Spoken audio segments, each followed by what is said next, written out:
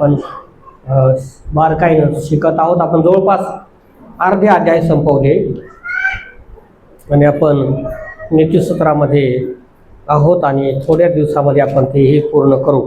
एक एक पुस्तक आपण संपवण्याचा प्रयत्न करू. अत्यंत सुंदर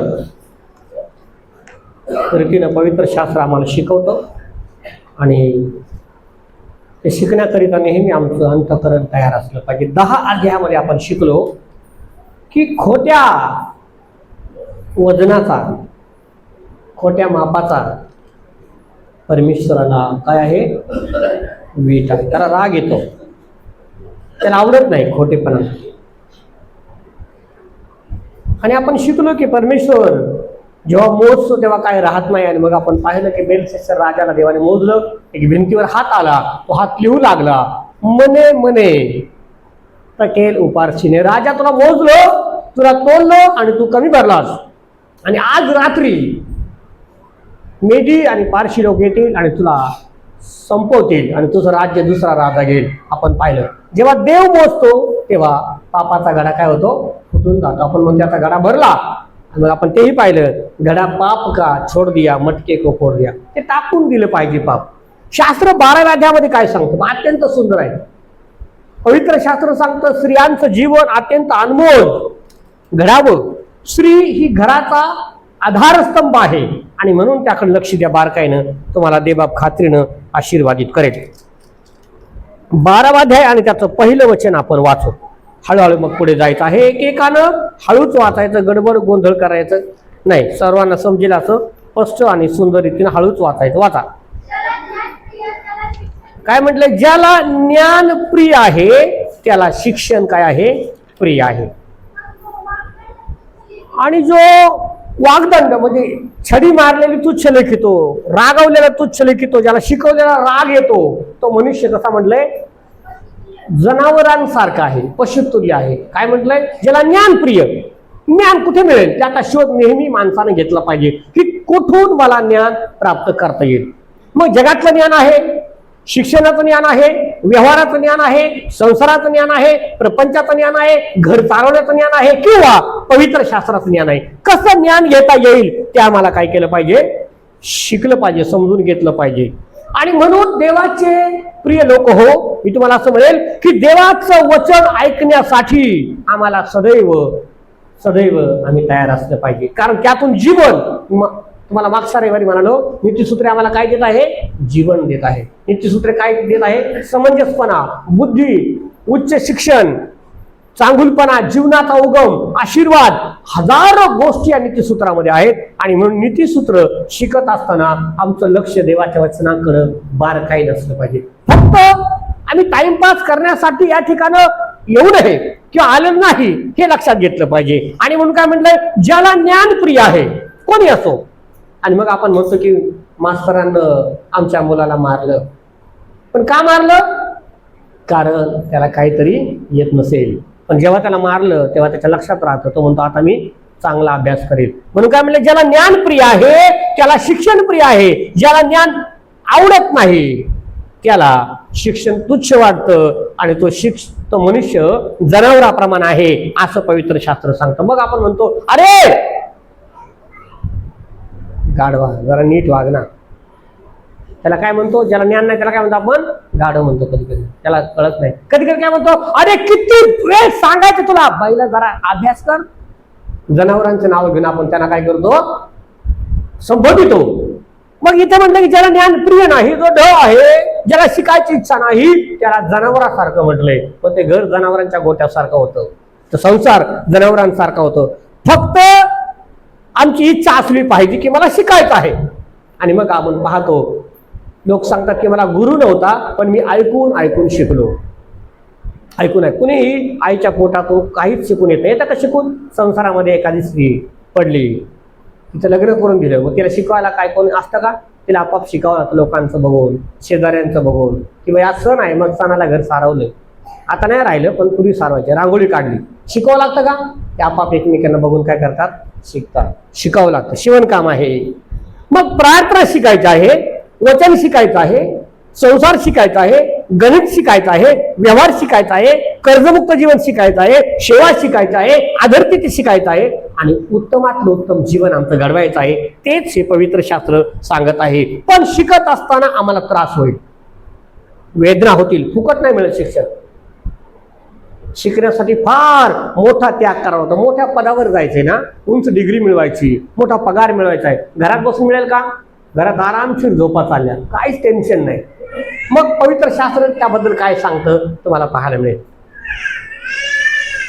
आपण पुढे वाचणार आहोत. काय म्हटलंय? आळशी मनुष्याला दारिद्र्य गरुड असं म्हटलंय, दरोडेखोराप्रमाणे गाठतो, पण उद्योगाचा हात काय होतो? धनवान होतो. जो काम करतो तो धनवान होतो. शास्त्र सांगतं आम्हाला नेहमी शिकत राहिलं पाहिजे, उत्तमातलं उत्तम ते शिकत राहिलं पाहिजे. पण ज्याला शिक्षण तुच्छ आहे, जो शिक्षणाला पनिशमेंट समजतो, जो शिक्षणात त्रास समजतो, तो कधीच त्याच्या जीवनामध्ये सुखी होत नाही. त्याला आयुष्यभर संकटांना सामोरे जावं लागतं. त्याचं जीवन जनावराप्रमाणे आहे. आणि मग आपण त्याला म्हणतो हा कसा आहे? मूर्खा सारखा मनुष्य आहे. समंजस सज्जन ज्याला म्हणतो आपण, त्याला देव आशीर्वाद देतो. काय म्हटले पुढे? पहिल्या वचनामध्ये काय म्हटले? दुसऱ्या वचनामध्ये काय म्हटले? सज्जनाला परमेश्वराचा प्रसाद घडतो. कुणाला प्रसाद मिळतो? आपण म्हणतो सज्जन माणूस आहे, त्याला मदत करा, जाऊ द्या, सज्जन आहे तो, आम्ही त्याला ओळखतो, कोणीही त्याची साक्ष देतं. सज्जनाला देवाचा प्रसाद मिळतो. परंतु काय म्हणले? दुष्टपणाचा युक्ती योजणाऱ्याला दोषी ठरवण्यात येतं. आपण काय म्हणतो? हा लय गोड बोलतोय, पण कसा आहे मनुष्य? तो दुष्ट आहे, सावध राहा बरं का. त्याला मदत नाही कोणी करत, त्याच्या तोंडावर कोणी बोलणार नाही, पण त्याला पाठीमागून पण कोणी सपोर्ट करणार नाही. शास्त्र सांगतं म्हणून आम्हाला सज्जनाप्रमाणे आचरण करून पुढे आणि पुढे चालायचं. तिसऱ्या वचनामध्ये काय म्हटलंय? मनुष्य दुष्टतेने स्थिर होत नाही. त्याने कितीही दुष्टाई केली, कितीही झगडाझगडी केली, कितीही प्रॉब्लेम केले, सत्ता मांडण्याचा प्रयत्न केला, पण तो स्थिर होत नाही. पण धार्मिकाचं मूळ सडळ आहे, धार्मिकाचं मूळ मोठ्या झाडासारखं आहे. आणि दुर्जनाला काय म्हटलंय? गवताप्रमाणे तो उपटून फेकला जातो. गवत हाताने उपडतात, झाडाला उपडत येतं का? जेसीपी लावला तरी लवकर पडत नाही. आपण म्हणतो असं मूळ काय झाले? खोल रुतवलं गेले. तसं धार्मिक मनुष्य, मग म्हटले जे झाड पाण्याच्या प्रवाहाजवळ लावलेले असते, जे आपल्या हंगामी फळ देते, ज्याचं पाने कधी कोमजत नाहीत, अशा झाडासारखा तो आहे, जो रात्रंदिवस परमेश्वराच्या नियमशास्त्रामध्ये काय होतो? रमतो. फक्त रविवारी प्रार्थनेला आल्याच्या नंतर आम्ही धार्मिक होत नाही, लक्षात घ्या. प्रति दिवशी आम्हाला देवामध्ये थोडं थोडं थोडं थोडं वाढत जायचं. किती वाढायचं आहे? अगदी रोज थोडं थोडं, तिळाप्रमाणे थोडं थोडं देवामध्ये वाढायचंय. एका दिवशी बदल होईल असं नाही, एका दिवशी सगळं काही जादूची छडी फिरवल्याप्रमाणे होईल असं नाही. आपण म्हणतो देवा दुर्जनांची कशी भरभराट होत आहे, त्यांचं कसं चांगलं झालं आहे, ते तर प्रार्थना करत नाही, ते तर शास्त्र वाचत नाही, ते तर नाशवंत आहे. पण देवा असं म्हणतो ते वाऱ्यानं उडून जाणाऱ्या भुसासारखे आहेत. त्यांची उन्नती झाली म्हणजे तू झळ पडू नको, तू शांत राहा, तू देवाला धन्यवाद कर आणि हर एक परिस्थितीमध्ये परमेश्वराचा गौरव करण्यासाठी सदा तयार अस. देव योग्य समयाला सगळं काही तुला देईल आणि कधीच तुला नाश होणार नाही. संकटात पण तू स्थिर खंबीर उभा राहशील. चौथं वचन अत्यंत मोलाचे. वाचा काय म्हटले चौथ्या वचनामध्ये? काय म्हटलंय? सद्गुणी स्त्री आपल्या पतीला मुकुट आहे. पहा काय म्हटले? सद्गुणी स्त्री. आता सद्गुणी स्त्री कोणाला प्राप्त होते? आपल्या नेहमी पत्रिकावर वचन आख्यांच्या वाचले मी. बोला हालेलुया, मोठे बोला हालेलुया. नीतिसूत्र 21 अध्याय आणि 31 अध्याय वचन 10 मध्ये, नाही का? 31:10 मध्ये काय म्हटलंय? सद्गुणी स्त्री कोणाला प्राप्त होते? तिचे मोल कशा आहे? मोत्याहून अधिक आहे. मग आपण ठरवायचं मी सद्गुणी आहे का दुर्गुणी आहे, मी लक्ष्मी आहे का मी किरसुनी आहे. आम्ही ठरवायचं मी काय करते घरामध्ये, माझं वातावरण मी कसं बनवते. माझ्या लेकरांना काय म्हटलंय? आपण म्हणतो की आम्ही धार्मिक आहोत, आम्ही प्रार्थनाशील आहोत, आम्ही चर्चला जातो, आम्ही चांगलं, पण आमचे लेकर चांगले नाही. मग आम्ही ठरवायचं आम्ही चांगले नाही. लेकरं कुठे शिकतात? आता तुमच्या घरात लहान लेकर होते, माझ्या घरात पण लहान बाळ आहे. ती मराठी कशी काय शिकली? हा, आमचे शब्द ऐकून ऐकून ऐकून घरातलं ती गोष्ट शिकली. लेकरं आम्हाला पाहून पाहून आपाप शिकले जातात. 18 वर्षापर्यंत आमची जबाबदारी आहे त्यांना देवात वाढवायचं, मग पुढे त्यांच्यावर आहे.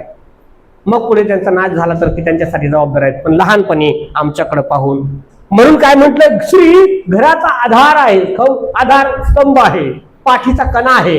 जर ती स्त्री चांगली आहे ना, नवरा आल्याबरोबर तिला आनंद वाटतो, नवऱ्याला आनंद वाटतो, चला घरी जाऊ, कारण घरी आपली बायको वाट पाहत आहे, लेकरं वाट पाहत आहे. पण जर बायको कुरकुरी असली ना, तो म्हणतो आजची जरा थोडा वेळ थांबतो, सूर्य अजून मावळला नाही, इकडंच मित्रांमध्ये थांबतो. मग काय म्हटलंय, तो काय करतो, ढाब्यावर जातो.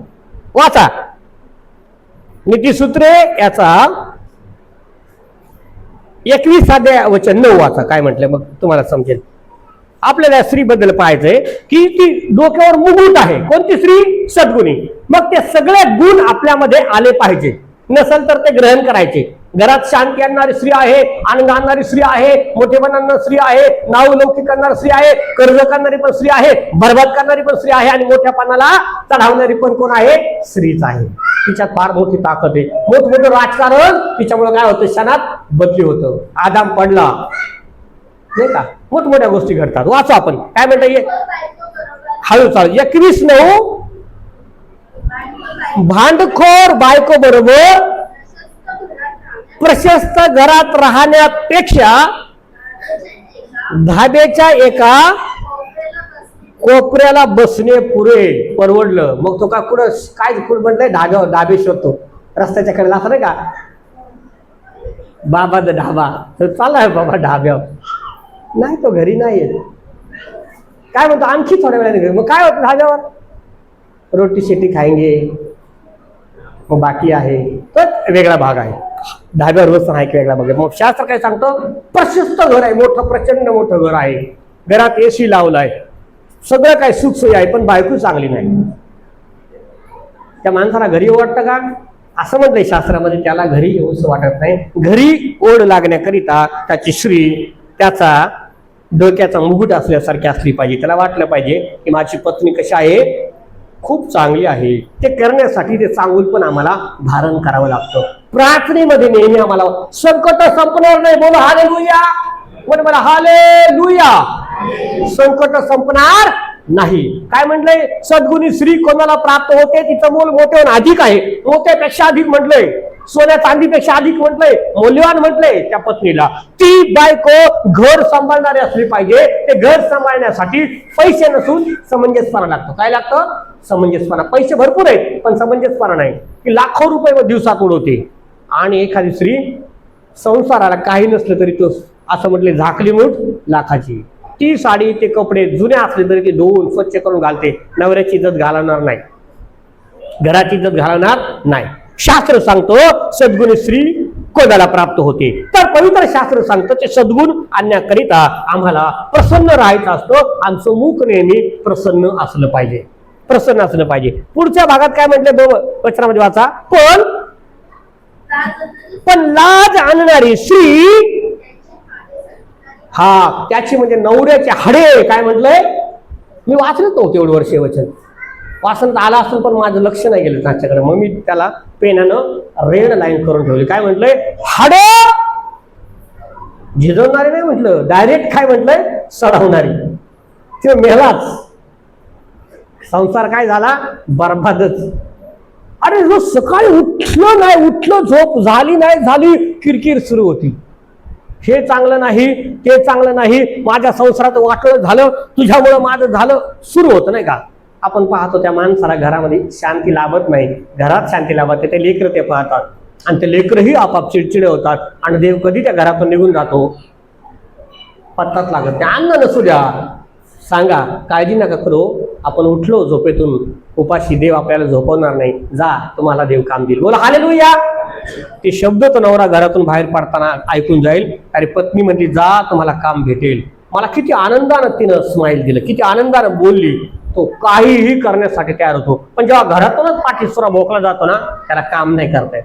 तो जगाबरोबर लढेल, सगळ्या लोकांना तो भांडेल, त्यांच्याशी युद्ध करेल, पण घरच्या लोकांशी त्याला युद्ध करता येत नाही. घरातून त्याला म्हणजे जा तुझं वाचतो होईल, तू कामावर चाललास ना तर कामच होणार नाही. आज तुला सांगते जा जा तुझं वाचतो. सकाळी बायकोने शिवाय शाब्द दोघांचे भांडण झाले. त्या बिचाऱ्याला घरातून येताना तर निराश निघतो. तू म्हणतो काय काम करायचं, कामावर मन लागत नाही. अहो काय झालं, सकाळीच घरात भांडण झाली. शास्त्र सांगतं आम्हाला, काय म्हणलं, हाडं सडवणारी. कशी बायको आहे हाडं सडवणारी, आणि कशी आहे ती आनंदी करणारी पण आहे. म्हणून शास्त्र सांगतं आम्हाला आनंदी राहण्याचा नेहमी प्रयत्न करायचा असतो. सद्गुणी स्त्री असं म्हटले कोणाला प्राप्त होईल, जी प्रार्थना करणारी आहे, परमेश्वराच्या पवित्र चरणाजवळ मागणारी आहे. मी तुम्हाला मागे म्हणतो की कोण अशी पत्नी आहे की जे आपल्या पतीसाठी अर्धा तास तरी प्रार्थना करत आहे, आपल्या लेकरांसाठी प्रार्थना करत आहे. तुम्ही असं म्हणा की अहो माणसात नवरा दारुण आहे, मग कशी त्यासाठी प्रार्थना करावी. देव बद्दल बोला, हालेलुया. देव त्याच्यामध्ये बदल करेल. तुमची प्रार्थना, तुमची धार्मिकता, तुमची उपासना, तुम्ही देवासमोर खंबीरपणे उभे राहून सांगा, परमेश्वर हे माझं घर आहे, हे तुला देत आहे. हे माझे मिस्टर आहे, ते तुझ्या हातामध्ये घे. हे माझे लेकर आहे, तुला देते. माझ्या घराचं तू तारण कर. माझ्या घरासाठी मी प्रार्थना करते, मी उपवास करते. देवा माझ्या घराकरिता तुझ्या पवित्र आत्म्याचं मार्गदर्शन दे आणि माझ्या घराचा बचाव कर. शास्त्र सांगतं देव तुमची प्रार्थना ऐकेल आणि तुम्हाला त्या संकटातून बाहेर काढेल. फक्त आम्हाला प्रार्थना करण्यासाठी सदैव तयार असलं पाहिजे. मग या ठिकाणी म्हटलंय की सद्गुणी स्त्री की डोक्यावरचा मुकुट आहे. मग तो आपाप म्हणे की मी किती वाईट वागलो हिच्या बरोबर, हिनं माझ्याकरिता आईबाप सोडले. बोला हालेलुया.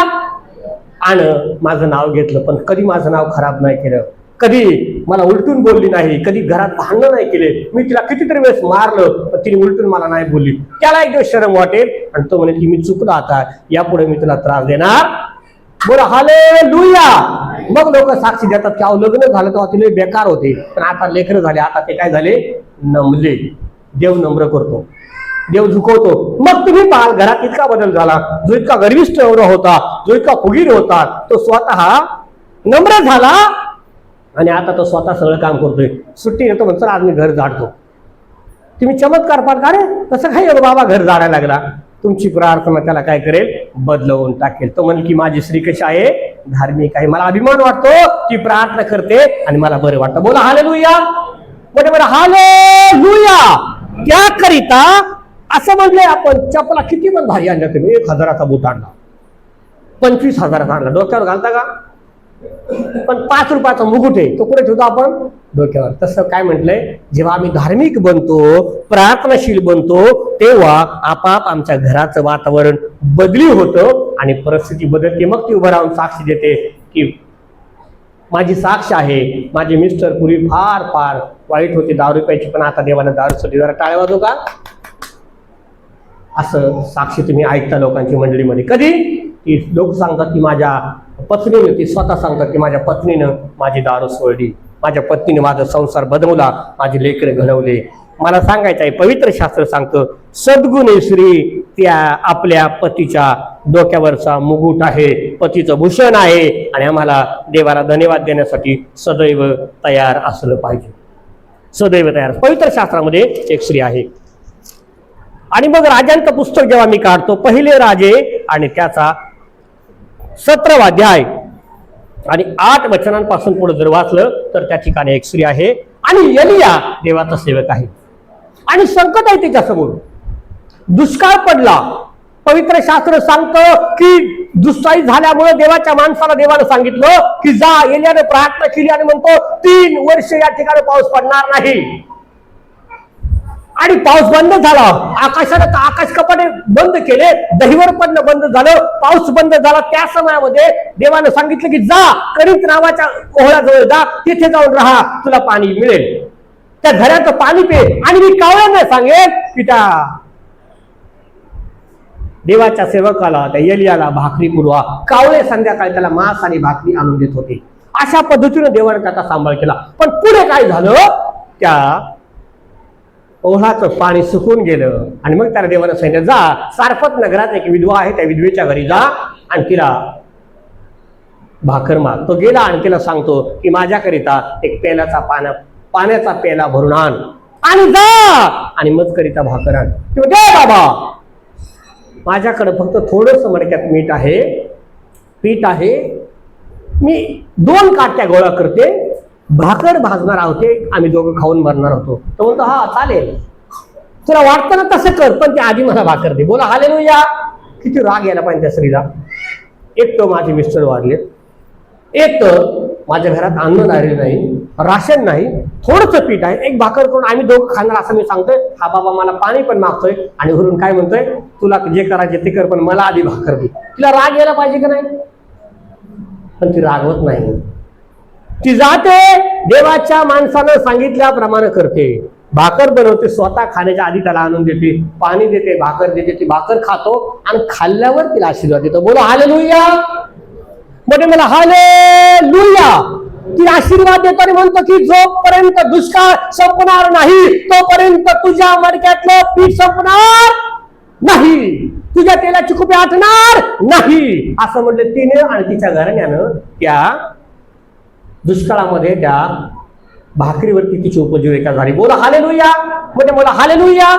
शास्त्र काय सांगतं लक्षात घ्या. हे कधी घडलं? जेव्हा तिनं देवाच्या सेवकाचं ऐकलं, जेव्हा तिने देवाचे वचन ऐकले. हे एक उदाहरण दिलं देवानं, एक गोष्ट देवानं सांगितली, सत्य घटना देवानं सांगितली. का? कारण देव करू शकतो. तुम्ही असं म्हणाल की कर्ज कधी मिटणार? देवाला सांगा, दे बापा माझे लेकर कर्जात आहे, दे बापा माझे मिस्टर कर्जात आहे. कधी तुम्ही प्रार्थना केली का हो? बोला हालेलुया. केली असेल तर देवाला धन्यवाद. कधी ते देवाच्या जवळ जाऊन सांगितलं का माझ्या घरात ही समस्या चालू आहे? कधी त्या परमेश्वराला कळवलं का? आम्ही कधीच कळवत नाही. आमच्या हाताने आम्ही धडपड करत राहतो, आमचे प्रयत्न आम्ही करतो, ते सगळं व्यर्थ आहे. ती काय म्हणते, मी एक भाकर करून आणणार आहे, ती भाकर खायला मी मरून जाईल. आता जगण्याची इच्छा राहिली नाही, आता घरात काही शिल्लक राहिलं नाही, आता मरणार आहो. तर म्हणतो मर, पण त्याआधी मला भाकर दे. शास्त्र सांगतं देवाच्या वर तुम्ही याल आणि तुम्ही देवाला मागाल, देव दिल्याशिवाय राहणार नाही. तुमच्या घरात आजारी पण राहणार नाही, तुमच्या घरामध्ये पीडा राहणार नाही, तुमच्या घरामध्ये त्रास राहणार नाही. फक्त जीवनशैली बदला, थोडा वेळ देवाला द्या, थोडा काळ प्रार्थना करा, थोडा काळ देवाचं वचन वाचा. हे सत्य आहे, ते खोटं नाही. हे सत्य वचन आहे, ते फक्त लिहिण्याकरिता नाही. पवित्र शास्त्र सांगतं जेव्हा या स्त्रीने परमेश्वराचं वचन ऐकलं, जेव्हा त्या देवाच्या दासातील शब्द तिने ऐकले, ती गेली, त्याप्रमाणे आचरण केलं आणि देवानं तिला आशीर्वाद दिला. आणि दुष्काळ संपेपर्यंत असं म्हटलंय तिच्या घराण्यानं तिने खाल्लं. मग घरानं आधी कुठे गेलं होतं? आधी कुठे गेलं होतं? संकटामध्ये कोणीच तुम्हाला साथ देणार नाही शिवाय देवाच्या. बोला हालेलुया. जेव्हा चांगलं होतं तेव्हा आपलेच लोक आपल्याला सोडून निघून जातात. ते म्हणतात त्याला तोंड दाखवायला नको, त्याला भेटलं तर तो पैसे मागल. गरीबाला कुणी भेटत नाही, त्याच्या घरी कुणी येत नाही. त्याला काय सांगतात, पुढच्या वेळेला आलो नक्की तुम्हाला भेटू, आता वेळ नव्हता. बोला हालेलुया. पण श्रीमंताच्या घरी आवर्जून लोक जातात, त्यांनी चहा नाही पावलं ना तरी जातात लोक पाटलाच्या घरी. असं म्हणजे पूर्वीच्या काळामध्ये भावाचं लग्न आहे ना, भावानं मोठ्या भूषणानं पत्रिकेत नाव लिहिलं ना तरी जाणार नाही मी लग्नाला, मला त्याचं घेणं देणं नाही. पण पाटलाच्या उकाट्यावर बसून जेवतो. हा पाटला नाही बरं आहे, चल बरं आहे. हा मनुष्याचा स्वभाव आहे. पवित्र शास्त्र काय सांगतं, आम्हाला आशीर्वाद जर मिळवायचे आहे तर आम्हाला सद्गुणी स्त्रीप्रमाणे देवाचे शब्द ऐकायचे आहे. तिचं मरण टळलं गेलं, तिचं लेकरू मरणार होतं ते वाचलं गेलं, तिच्या घरात आशीर्वाद आले, तिचं घर आनंदानं भरलं, तिच्या घरात सर्व गोष्टींचा पुरवठा निर्माण झाला फक्त आणि फक्त देवाचे शब्द त्या स्त्रीला ऐकले. त्याला म्हटलंय सद्गुणी स्त्री, त्याला म्हटलंय देवाचं वचन वाचणारी, देवाच्या वचनाचं मनन करणारी स्त्री. पवित्र शास्त्र सांगतं सद्गुणी स्त्री आपल्या पतीला मुकुटाप्रमाणे आहे, डोक्यावर घालणाऱ्या टोपाप्रमाणे आहे, डोक्यावर घालणाऱ्या मुकुटाप्रमाणे आहे. ती त्याचा सन्मान आहे, त्याचा गौरव आहे, त्याचं वैभव आहे, त्याचं मोठेपण आहे. बोला हालेलुया. असा कोणता नवरा आहे आपल्या मंडळीत? असा कोण आहे की ज्याला प्रार्थना केलेली बायकोनं आवडणार नाही? वर हात करा की माझी बायकोने केलेली प्रार्थना मला आवडणार नाही. मी डोळे बंद करतो, तुम्ही हात उंच करा, देव बाप पाहते. बायकोनं केलेली प्रार्थना आवडणार नाही असं कोणी येत नाही. पण असं कोणाला वाटतं की माझ्या पत्नीनं भरपूर प्रार्थना करावी आणि तिच्या प्रार्थनेने लोक बरे व्हावे? वाटतं ना सर्वांना? बायका नवऱ्यांकडे बघतात बरं का, मी बायकांकडे बघतो, पण बायका कोणाकडे बघतात? नवऱ्याकडे. की कोणाचा नवरा हात उंच करतो? असं वाटत नाही का की प्रार्थना करावी माझ्या पत्नीनं आणि देवाना आशीर्वाद? बोला हालेलुया. वाटतं की नाही? वाटतं ना? थोडकाच काळ देवासाठी द्या, प्रार्थना करा, घर बदलेल. प्रार्थना करा, संसार बदलेल. प्रार्थना करा, लेकरं बदलतील. प्रार्थना करा, प्रपंच बदलेल. प्रार्थना करा, नातवंड बदलतील. प्रार्थना करा, आशीर्वाद मिळेल. प्रार्थना करा, शाप तुटतील. प्रार्थना करा, आजार पण जाईल. प्रार्थना करा, कर्जमुक्त होईल. प्रार्थना करा, स्वतःचं घर सुद्धा देव बाबील. देवाला काय अवघड आहे? बोला हालेलुया. देवाला काय अवघड आहे? आम्ही निराश होतो, आम्ही म्हणतो कसं काय होईल? शास्त्र सांगतं देवाकडे पहा, देव बदलेल. असं वाटतं ना की आता होणार नाही, असं वाटतं ना फार कठीण आहे, असं वाटतं ना फार सगळं संपलेलं आहे, तेव्हा देवाच्या जवळ येऊन पहा. देव बदलेल, ते बदलण्यासाठी तर देव आहे. असं वाटतं की आता परिस्थिती फार कठीण झाली, आता ती परिस्थिती कोण बदलवेल? त्या परिस्थितीला तोंड नाही, ती परिस्थिती बदलणं कठीण आहे आणि आता शक्य नाही. आता सगळं संपले, संसार संपला, प्रपंच संपला, प्रपंच उद्ध्वस्त झाला. जेव्हा तुम्हाला असं वाटेल, जेव्हा तुम्हाला असं वाटेल की आता काही खरं राहिले नाही, तेव्हा देवाकडे या. बोला हालेलुया. तेव्हा कुठे या? देवाकडे या. आणि देवाकडे येऊन देवाला सांगा की देवा, परिस्थिती बदलवणारा तू देव आहेस. देवाला काय सांगा? देवा, परिस्थिती बदलवणारा तूच देव आहेस. दुसरी स्त्री आहे, पवित्र शास्त्रामध्ये हजारो स्त्री आहेत की ज्यांच्या प्रार्थनेमुळं बदल घडला, ज्यांच्या प्रार्थनेनं परिस्थिती बदलली. पण ज्यांच्या प्रार्थनेनं कुटुंब वाचलं, अशा काही स्त्रिया आहेत, त्या आपण स्त्रिया पाहत आहोत. दुसरे राजे त्याचा 4था अध्याय. काय म्हटलं? एका संदेशाच्या शिष्यांच्या स्त्रियांपैकी एकीनं अलिशाकडे गहाराने केले. ती म्हणाली, तुझा सेवक माझा नवरा मरून गेला आहे. तिला ठावक आहे, तुला ठावक आहे, तो परमेश्वराचं भय बाळगणारा होता. त्याचा सावकार माझ्या 2 पुत्रांना आता घेऊन जाणार आहे, त्यांना दास करणार आहे आणि आता सगळं काही संपलंय. एलियाला येऊन सांगते, अलिशाला येऊन सांगते, देवाच्या सेवकाला येऊन सांगते, ए बाबा, माझा नवरा तर तुझी सेवा करणार. बोला हालेलुया. अनेक सेवकांच्या जीवनामध्ये मी पाहतो, ते सांगतात की बाळक फार सुंदर होते, फार भारी उपदेश करायचे, पण त्यांचे लेकर देवात नाहीत.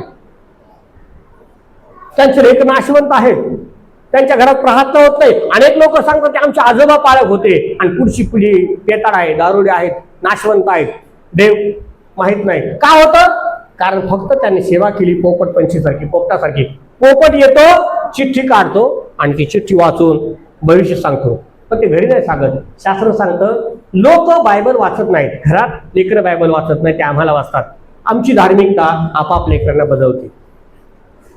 आमची प्रार्थना लेकरांना बदलणारी आहे.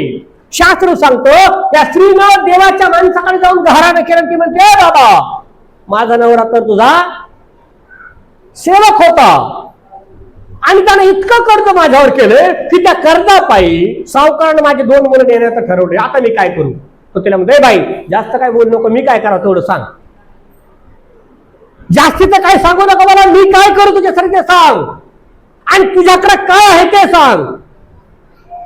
ती म्हणते, मी कर्जमुक्त झाले पाहिजे बाबा, काय करायचे ते खरं. फक्त तुझ्याकडे काय? तर ती म्हणते, माझ्याकडे फक्त थोडस तेल आहे. तर जा शेजारच्या पाजारच्या सगळ्या लोकांना जाऊन सांग, त्यांच्याकडून भांडे गोळा कर, भांडे गोळा करून घरात घेऊन ये, घराचं दार लाव, आपल्या लेकरांना घरात घे आणि प्रार्थनेला बस. बोला हालेलुया. आजारी पडला आपण काय करतो? डॉक्टरांचा दावा करतो. आजारी पडला आपण काय करतो? कोणाकडे? लोकांकडे धावतो. समस्या आली आपण काय करतो? शेजाऱ्या पाजाऱ्यांकडे धावतो. देवाच्या पवित्र जवळ येत नाही, लेकरांना जवळ घेत. लेकरं मोठी झाले, आपल्याला वाटतं ते शत्रू झाले. मोठे जरी झाले तर त्यांच्या जवळ बसा, त्यांच्या डोक्यावर हात फिरवा, त्याला आलिंगन द्या, त्यांच्या जवळ जा. लहानपणी पळत आल्या जशी आपण पप्पे घ्यायचो तसंच वातावरण राहू द्या, तसंच त्याला जवळ घ्या. त्या लेकरांना आपुलकी निर्माण होते. लेकरांना सगळं मिळतं, चांगले कपडे मिळतात, चांगलं अन्न मिळतं, चांगली सुखसुविधा मिळते, पण प्रेम मिळत नाही. तो म्हणतो, बाप शत्रूसारखा आहे, आई दुश्मनासारखी, आमच्याशी नीट बोलत नाही. आई त्याला म्हणते, तुला मारून टाकीन, बाप तुझा भुगात करीन. ते लोक त्याला घरात जावा, तर ते म्हणते मारीन. म्हणतो, भाऊ मी जाऊ कुठं? मग जेव्हा बाहेरचे लोक काय म्हणतात, किती छान आहे तू भाऊ, ये ना जरा ये. त्यांना तिकडं आकर्षण वाटतं, त्या शब्दांचं आकर्षण वाटतं आणि ते लोकांकडे. आपण म्हणतो, पोरं आमचं ऐकत नाही, पण मावशीचं लय ऐकतात. पण मावशी त्याला काय शब्द वापरते, बाळा जरा येतोस का, त्याला काय काम आहे, जरा बाजारात जा ना, जातोस, तुला 10 रुपये घे आणि माझं काम कर, पटकन करतो, ऐक जा, 10 रुपये रुपया तुला देणार नाही, सगळे घेऊन ये. त्याच्यावर जुलूम जेव्हा केलं जातो ना, तो पळू लागतो, तो म्हणतो नाही घरी मम्मीकडे जायला नको. हे वातावरण निर्माण होतो. काय म्हटलं, त्या लेकरांवर प्रेम करणं आमचं प्रेम आहे असं नाही. आईवडिलांचं प्रेम नसतं असं आहे का, आईवडिलांचं असतं प्रेम, पण ते प्रेम असं म्हटले कडक कासवाच्या कवचाप्रमाणे कडक आहे प्रेम. लेकरांना नाही आवडत. लेकरांना कसं हवं आहे, मऊ मुलायम हवा आहे.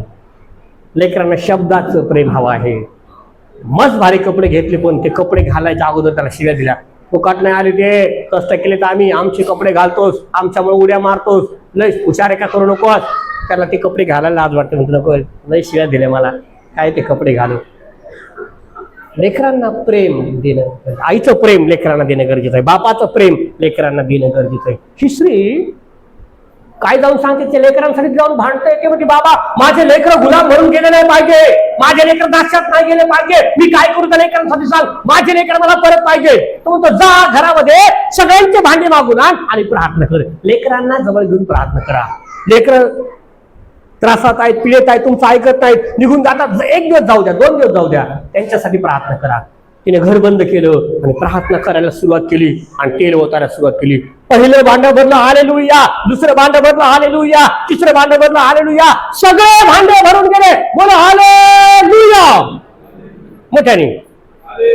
सगळे भांडे काय झाले, भरून गेले. आणि ती विचारते आणखी एखादं भांडं आहे का. ते लेकर काय सांगतात, मम्मी शेजारचे सुद्धा भांडे राहिले नाही, सगळ्यांचे भांडे काय झाले, संपलेत, मोठे भांडे आणा म्हटलंय.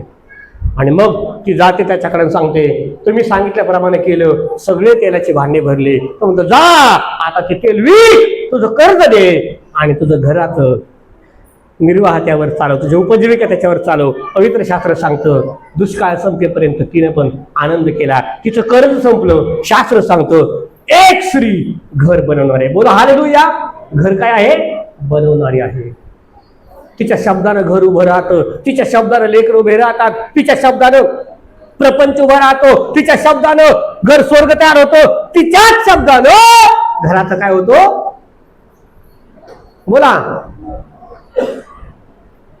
तिच्या शब्दानं घराचं काय होतं, स्वर्ग होतो असं म्हणतो मी. आणखी असं म्हणलं की त्याच शब्दाने घराचं काय होतं, नरक पण होतं. बोला हालेलुया.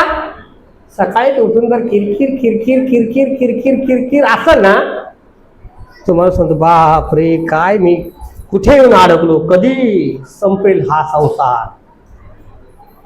आनंद त्या संसारात वाटत नाही. शास्त्र सांगतं आनंद वाटण्यासाठी ती हाडं झिजवणारी, हाडं सडवणारी नसली पाहिजे, तर आनंद आणणारी असली पाहिजे. त्याकरिता प्रार्थनाशील असणं फार गरजेचं आहे. बोला हालेलुया. आणि म्हणून आम्हाला पाहायला मिळतो येशूचा जन्म झाला, त्याला असं म्हणले स्त्रीचा पुत्र म्हटलंय. तो मृतात उठला, पहिलं स्त्रियांनी पाहिलं. स्त्रियांचं महत्व फार आहे. स्त्रियांनी स्वतःला कमजोर समजू नका. तुमची प्रार्थना तुमचं कुटुंब बदलवणारी आहे. तुमची प्रार्थना तुमचं घर बदलवणारी आहे. तुमची प्रार्थना तुमच्या मित्रांना बदलवणारी आहे. तुमची प्रार्थना आशीर्वाद घेऊन येणार आहे. आणि म्हणून मी तुम्हाला सांगत आहे, फक्त काय करा, प्रार्थना शिकायचा प्रयत्न करा. हळूहळू शिका. प्रार्थना शिकाल, घर आपोआप बदलेल. पण ला जाणारी स्त्री असं म्हटलंय, हाड काय करते, सडविते. आपण लोक म्हणा बाप रे त्याच्या घरी नको, त्याची बायको फार फार फार बेकार, लय तोंड चालतं तिथं, की बिलकुल ऐकत नाही, सारखी लोक येत नाही, खूप त्रास होतो. संशय खाणारी, त्रास देणारी, भांडणारी. आणि मग असं म्हटलंय की घराचा नाश होतो. याकोबाचं पत्र त्याचा 3रा अध्याय वचन 6 पासून पुढे जर वाटलं तर त्या ठिकाणी म्हटलंय की जीभ काय आहे, आग आहे. काय आहे, बोला काय आहे, आग आहे, आग. आणि ती आगीचं भोन आहे. घरामध्ये भांडणं, नाश, समस्या, त्रास कुठून सुरू होतात, जिभेपासून. अरे तो सांगतो भाई गप ना, गप बसतो बाबा, जरा गप ना. थांबतच नाही. आणि मग भांडणं होतात, मार कोणाला खावा लागतो, माणसाला. ती बाजूला होती. भांडण लावलं कुणी, जिबीने. जिबीला काय म्हणलं की आग आहे आगीचं भोन आहे, पुढं काय म्हटलं ती नरकानं पेटलेली आहे. शास्त्रात लिहिले बरं, मी नाही म्हणत. कशी आहे म्हटलंय?